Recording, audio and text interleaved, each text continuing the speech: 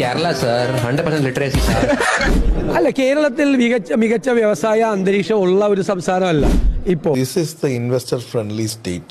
Kerala is one of the easy doing business, number one. കാരണം chart ചെയ്യുമ്പോൾ number 1 ആണല്ലോ ഇപ്പൊ കേരളം.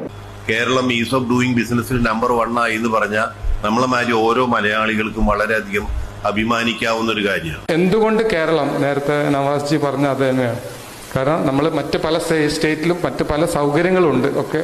ആ സൗകര്യങ്ങളൊക്കെ കിട്ടണമെങ്കിൽ അതിൻ്റെതായിട്ടുള്ള വില കൊടുത്തെങ്കിൽ മാത്രമേ ആ സൗകര്യങ്ങളൊക്കെ കിട്ടൂ.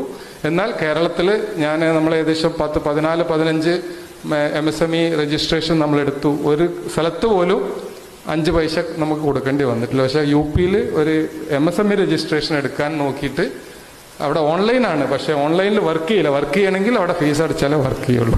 എന്ത് ഫീസാണെന്ന് ഞാൻ പ്രത്യേകം പറയേണ്ടതില്ല. പലപ്പോഴായിട്ട് ഞാൻ കേട്ടിട്ടുള്ളൊരു കാര്യമാണ്, കേരളം എന്ന് പറയുന്ന ഒരു സംസ്ഥാനത്ത് it's not an investor friendly place. നമ്മൾ എന്ത് ബിസിനസ് കൊണ്ടുവരികയാണെങ്കിലും ബുദ്ധിമുട്ടാണ്. അത് എന്തും ആയിക്കൊള്ളട്ടെ, ഒട്ടും സപ്പോർട്ടീവ് ആയിട്ടുള്ള ഒരു എക്കോ സിസ്റ്റം അല്ല നമുക്കിവിടെ ഉള്ളതെന്ന്. നിങ്ങൾ ഈ കിംസ് ഇങ്ങോട്ട് കൊണ്ടുവരുമ്പോൾ അങ്ങനത്തെ എന്തെങ്കിലും ഒരു ഫീലിംഗോ? കേരളമാണ് ഏറ്റവും ഇൻവെസ്റ്റർ ഫ്രണ്ട്ലി ആയ സംസ്ഥാനം ഇന്ത്യയിൽ. This is the